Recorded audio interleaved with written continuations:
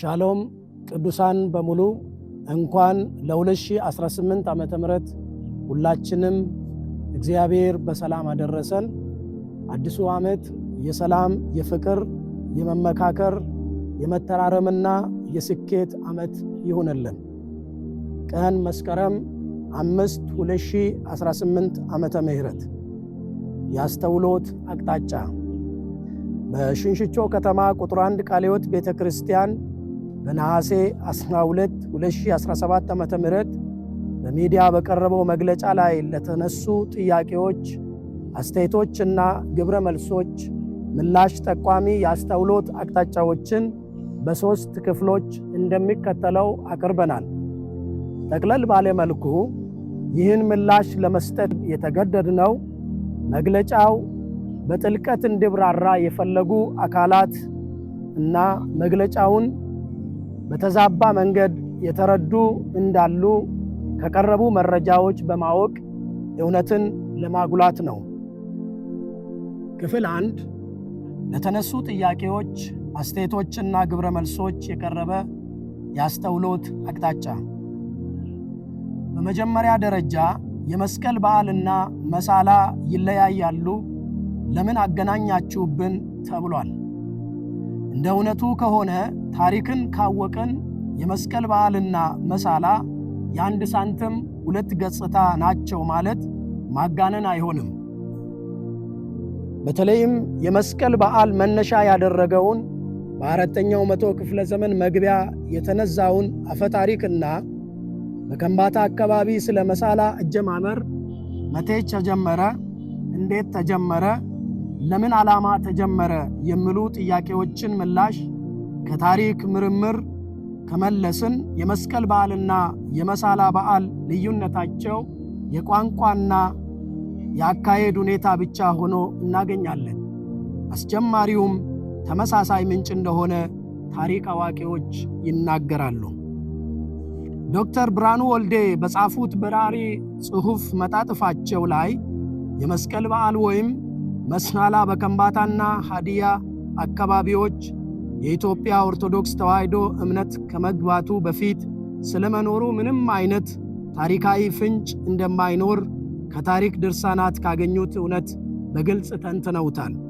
በመሆኑም የአከባበር አካሄዱ ሁኔታው እንደሚያሳየን የመስቀል በዓል በመሳላ ሲከበር ከጣዖት አምልኮና ከድግስ ጋር ተያይዞ የመጣ ወይም ነባሩ ባህላዊ እምነትና ሃይማኖቱ የተቀየጡበት መሆኑን ከታሪክ መረዳት ይቻላል። ከዚህ በተለየ የመስቀል በዓል አጀማመር ሁኔታ ለማወቅ ዘላለም መንግስቱ በመስቀል በዓል ምንነት ላይ ያቀረቡትን ቪዲዮ መመልከት ጠቃሚ ይሆናል።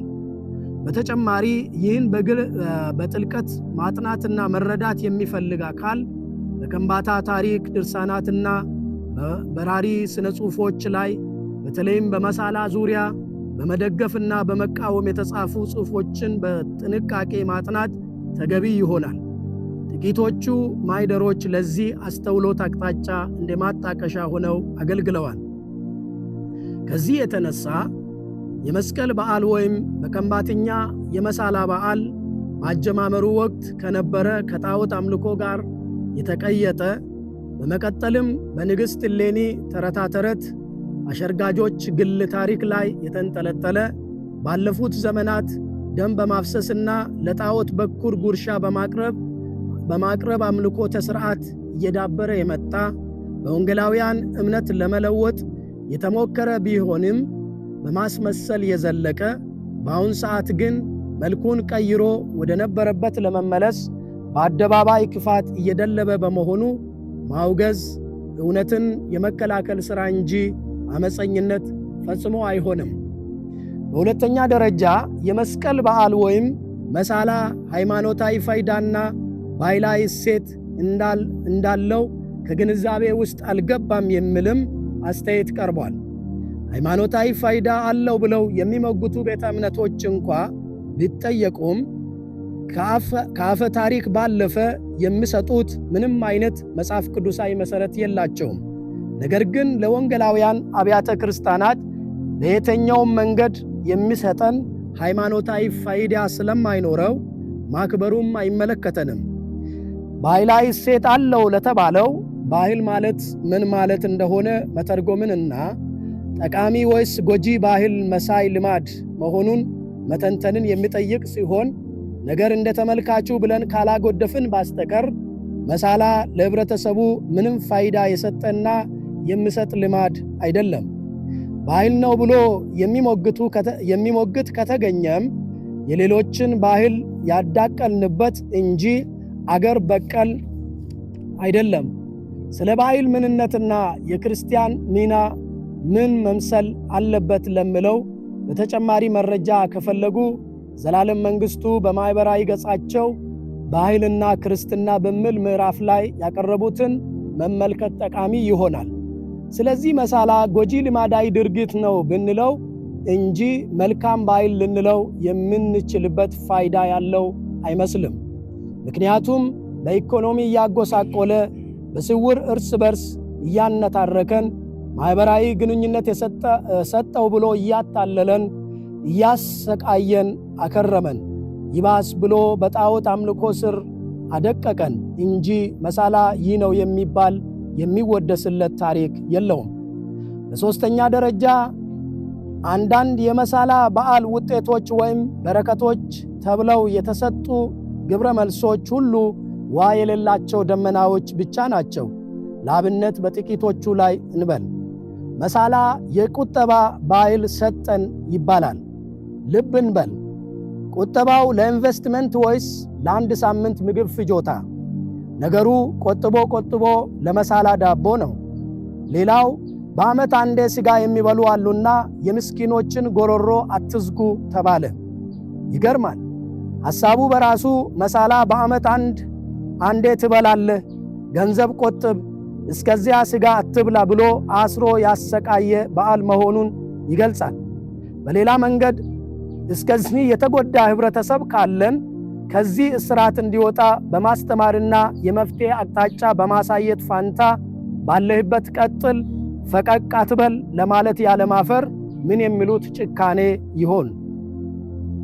ይባስ ብሎ የሚገርመው መሳላ የመረዳዳት እሴት አለውም ተብሏል።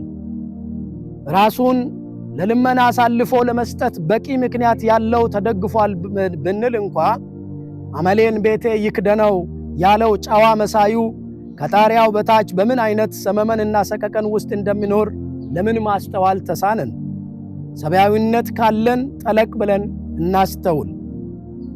አማራጭ ሲያጣ ለመሳላ ብሎ መሬቱን የሸጠ፣ የወተት ላም የሸጠ፣ የዓመቱን የእርሻ ምርት ለክፍያ ያስያዘ፣ የግጦሽ ሳር የሸጠ፣ ደን ምንጠራ እስኪመስል ዛፎቹን ሽጦ ሜዳ የቀረ፣ የጌጥ ልብሱን የሸጠ፣ በሰበቡም ከልጅ ከወላጅ ከትዳር አጋር ጋር የተናቆረ፣ በአራጣ አበዳሪ የተሸማቀቀ ወዘተ ጉዳት የደረሰበት ሰው ስለ መሳላ ክፋት ይመስክር ቢባል በአደባባይ በእውነት እንደሚጮህ የታወቀ ሐቅ ነው።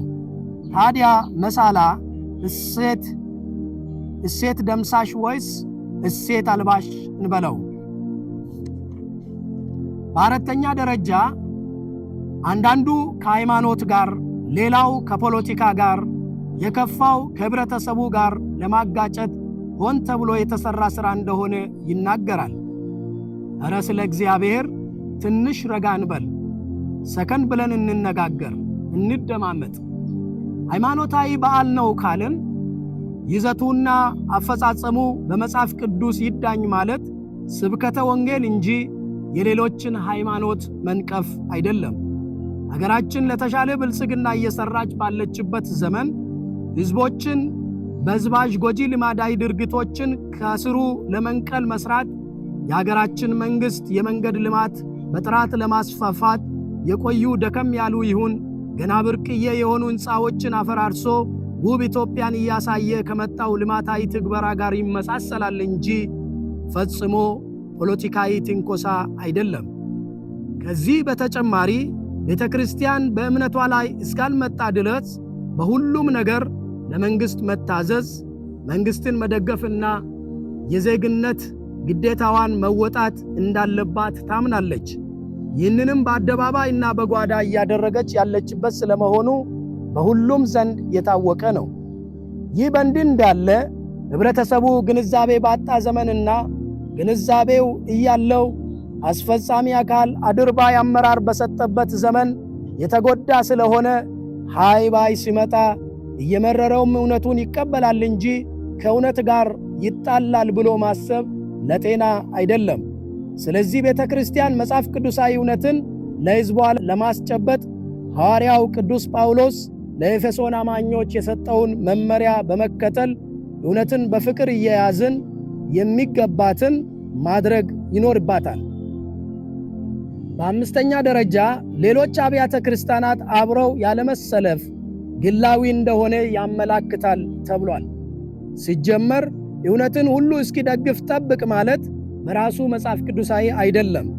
ሲቀጥል ሁሉም ወንጌላውያን አብያተ ክርስቲያናት የመስቀል በዓል ወይም መሳላ መጽሐፍ ቅዱሳዊ ትእዛዝ ወይም ምክር ሐሳብ እንዳልሆነ ያምናሉ። አንዳንዶች እርምጃ ወስደውበት ተቃውሞም አሰምተዋል፣ እያሰሙም ይገኛሉ። አደባባያዊ መግለጫ ሰጠች እንጂ የሽንሽቾ ከተማ ቁጥር 1 ቃለ ሕይወት ቤተ ክርስቲያን የመጀመሪያ ተደርጋ ለምታሰበው ብቻዋን አይደለችም። በአብያተ ክርስቲያናት የታወቀ መወገዝ ያለበት እንደሆነ የታመነበት በደብዳቤም ከተገለጹ ጎጂ ልማዳዊ ድርጊቶች መካከል መሳላ አንዱ ነው። ከዚህም በላይ በኢትዮጵያ ቃለ ሕይወት ቤተ ክርስቲያን በደቡብ ምስራቅ ሸዋ ቀጠና የውግዘት ድንጋጌ ተወስኖበት ለአጥቢያ ኅብረቶች በደብዳቤ የተገለጸበት እውነታ ነው። ደስ በሚል ሁኔታ በሁሉም አብያተ ክርስቲያናት ያሉ እውነቱ የበራላቸው ቅዱሳን እርምጃ ወስደውበታል። የሽንሽቾ ከተማ ምዕራብ መሠረተ ክርስቶስ ቤተ ክርስቲያን በይፋ አውግዛለች። ሌሎች ቀስ በቀስ ይፋዊ እንደሚያደርጉ ይጠበቃል። የዱራሜ ስታዲየም ቃለ ሕይወት ቤተ ክርስቲያንም በተመሳሳይ ሁኔታ ትገኛለች። የአደሮ ቃለ ሕይወት ቤተ ክርስቲያንም በጠቅላላ ጉባኤ ላይ በይፋ ያወገዘች ሲሆን ምዕመናኑ ነገሩ በደንብ የገባቸው በመሆኑ በሙሉ ድምፅ በጭብጨባ አጽድቀውበታል። በዳምቦያ አካባቢ ያሉ አማኞች አብዛኛው ሙሉ ወንጌል ቤተ ክርስቲያን አማኞች ለረጅም ዘመናት ወይንም ላለፉት 10 ዓመታት መሳላን አውግዘው ተቀድሰው ኖረዋል። ሌሎችን በስም በአድራሻ እየጠቀሱ ጊዜ ማባከን ባያስፈልግ እንጂ ሁሉም በየቤቱ ለምን በጋራ አንቃወምም ከማለት ውጪ ጠቃሚ ባህል ወይም እንደሚባለውም የከምባታ የዓመት መለወጫ ነው የሚል ፈሊጥ የሁሉም ከምባታ እምነት ወይም መረዳት አይደለም። ይህን ስንል ግን ምናልባት ግራ የገባው ወይንም ግንዛቤው ያልጣመው አይኖርም ማለት አይቻልም። ከዚህ በተጨማሪ በመግለጫው ለመግለጽ እንደጀመርን የሃዲያ ቤተ ክርስቲያን በያሆዴ፣ የወላይታ ቤተ ክርስቲያን በግፋታ ይዘትና አከባበር መጽሐፍ ቅዱሳዊ ያለመሆን ላይ ቁርጥ ውሳኔ ወስደው ይገኛሉ። ለለውጥም እየሰሩ ነው። ወደ አርባ ምንጭ አካባቢ ያሉ ቤተ ክርስቲያናት ላለፉት 10 ዓመታት የመስቀል በዓል አከባበርና ድግስ ያቆሙ ሲሆን በአሁን ሰዓት በእነርሱ ዘንድ ጉዳዩ እንደ ታሪክ የሚነሳ ሆኖ ይታያል። ስለዚህ በእኛ አካባቢ መሳላም ትክክለኛና መጽሐፍ ቅዱሳዊ የሆነ መፍትሔ ማግኘቱ አይቀሬ ነው። በስድስተኛ ደረጃ ሌሎች ስንት ጎጂ ልማዳዊ ድርጊቶች እያሉ ምን ነው በመሳላችን ላይ አድማ ተመታብን ተብሏል። እውነት እንናገር ካልን ከመሳላ የከፋ እንደ አካባቢያችን ተጨባጭ ሁኔታ አይነኩኝም ያለ ጎጂ ልማዳዊ ድርጊት ያለም አይመስልም። ምክንያቱም መሳላ ከልጅ እስከ አዋቂ፣ ከዲቅ እስከ ሊቅ፣ ከደሃ እስከ ሀብታም ወዘተ ሁሉንም የሰው ዘር ያሳሳተ እውነት መሳይ ሐሰት ነው። በአንጻሩ ስንመለከት ሌሎች ጎጂ ልማዳዊ ድርጊቶች የግለሰቦችና የጥቂት አባላት ወይም የጥቂት ቡድኖች ተግባር ሆነው እናገኛለን። ስለዚህ በመሳላ ላይ የሚወሰድ እርምጃ ሌሎች ጎጂ ልማዳዊ ድርጊቶች ለምሳሌ የሴት ልጅ ግርዛት፣ ገደብ የጣሰ ጥሎሽ፣ አቅምን ያላገናዘበ የለቅሶና የሰርግ ቤት ድግስ፣ በጎሳ መከፋፈል ወዘተ ጎጂ ልማዳዊ ድርጊቶችን ቀስ በቀስ ለመውረር መግቢያ መንገድ ይሆናል። አለቃው ሲያዝ ጭፍራው ይበተናልና። ለዚህም ነው ቤተክርስቲያን ላለፉት 2 አስርት ዓመታት በላይ በጉዳዩ ላይ ልዩ ትኩረት ወስዳ በትምህርትና በውይይት አልፎም በስነ ጽሑፍ እየሞገተች የመጣችበት። ከዚህ ጋር በተያያዘ በ1993 ዓ.ም በታተመ የሽንሾ ከተማ ቁጥር 1 ቃለ ሕይወት ቤተክርስቲያን ከፍተኛ መጽሐፍ ቅዱስ ትምህርት ቤት የመጀመሪያ ዙር ምረቃ መጽሔት ላይ ዶክተር ብርሃኑ ወልዴ በጻፉት መጣጥፋቸው መጽሐፍ ቅዱሳዊ እንዳልሆኑ ከታሪክና ከስነ መለኮት አስተምሮ አንጻር ባቀረቡት 21 ጎጂ ልማዳዊ ድርጊቶች መካከል መሳላ በቁጥር 1 ላይ የቀረበ ነበር። አብዛኛዎቹ ጎጂ ልማዳዊ ድርጊቶች በአሁን ሰዓት ተረታ ተረት ሆነው የቀሩ ቢሆንም መሳላን ጨምሮ ጥቂቶቹ እየተገዳደሩን ያሉ መሆንን መገንዘብ ይቻላል። ነገር ግን ከክርስቶስ ልደት በፊት በ10ኛው መቶ ክፍለ ዘመን የሰሜኑን የእስራኤል መንግሥት አሸፋች በሆነው በንጉሥ ኢዮርብዓም የጀመረው የጣዖት አምልኮ በአንደኛ ነገሥት ምዕራፍ 12 ቁጥር 25 እስከ 30 እንደምናገኘው በሃይማኖት ጥላ ተጀቡኖ እስከ አዲስ ኪዳን የዘለቀ እንደሆነ በዮሐንስ ወንጌል ምዕራፍ 4 ቁጥር 19 እስከ 23 የሚታወቅ ቢሆንም በክርስቶስ ኢየሱስ የመስቀል ሥራ ግን ሕዝቡ ነፃነት ወጥቷል። እንዲሁም መሳላ የከረመ ቢሆንም ሕዝባችን ወደ እውነት ለመድረስ እየፈጠነ ስለመሆኑ ከላይ ያሳየናቸው መሠረታዊ ሐሳቦች ይገልጻሉ። ከዚህ የተነሳ ቤተክርስቲያን መጽሐፍ ቅዱስ ፍቅራችሁ ያለ ግብዝነት ይሁን፣ ክፉውን ነገር ተጸየፉት፣ ከበጎ ነገር ጋር ተባበሩ እንደምለው አድርባይነት የወለደ ግብዝ ፍቅርን ጥላ ክፉውን በመጸየፍ በበጎም በመተባበር ኃላፊነቷን እስከ ግቡ ትቀጥላለች። ኃላፊነቷን መወጣት እስከ ግቡ ትቀጥላለች። በውጤቱም ሕዝባችን በቅርብ ጊዜ ከዚህ ጫና ነፃ ይወጣል። በሰባተኛ ደረጃ ቤተክርስቲያን የባህል ወረራ እያደረገች ነው ተብሏል። በመጀመሪያ ደረጃ ቤተክርስቲያን ተልእኮዋ ከጌታችን ከኢየሱስ ክርስቶስ የተቀበለችውን ታላቁን ተልእኮ ለሕዝቦች የምሥራች ወንጌል በመስበክ በኢየሱስ አዳኝነት አምነው እንዲጠመቁ በማድረግ በእግዚአብሔር ቃል ታንጸው ትክክለኛ የክርስቶስ ደቀ መዝሙር እንዲሆኑ ማድረግ ነው እንጂ ባህልን መውረር አይደለም። ነገር ግን የክርስቶስን ፈለግ የተከተለ ደቀ መዝሙር በባህል ውስጥ ወይም በልማዳዊ ድርጊቶችና በሰው ወጎች ውስጥ ያሉ ጎጂና ኃጢአት የሆኑ ነገሮችን ለይቶ ስለሚያውቅ ከመጽሐፍ ቅዱስ አስተምሮ ጋር ከሚጣረሱ ሐሳቦች፣ ንግግሮችና ድርጊቶች ራሱን ከመከላከል ባለፈ ሌሎችንም በማስተማር ታድሶ ማምጣት የተሰጠው ኃላፊነት ይሆናል። አሁን እየሆነ ያለውም ይህ እንጂ የባህል ወረራ ፈጽሞ አይደለም። በመጨረሻም በዚህ የአስተውሎት አቅጣጫ ሁሉንም ጥያቄዎች፣ አስተያየቶችና ግብረ መልሶችን ለመዳሰስ የተሞከረ ሲሆን አንዳንድ ከተነሱ ርዕሰ ጉዳዮች ጋር የማይጋጠሙ ከንቱ ወሬዎችን ለማንሳት የቀረበው መግለጫ ይዘቱና ዓላማው ስለማይፈቅድ ለባለቤቶቹ የግል አስተውሎት እንዲወስዱ ተደርጓል። ከዚህ በመቀጠል በክፍል 2 ደግሞ የመሳላ በዓል ወይም የመሳላ ጉዳት ከመጽሐፍ ቅዱስ አስተምሮ አንጻር ለመዳሰስ እንሞክራለን።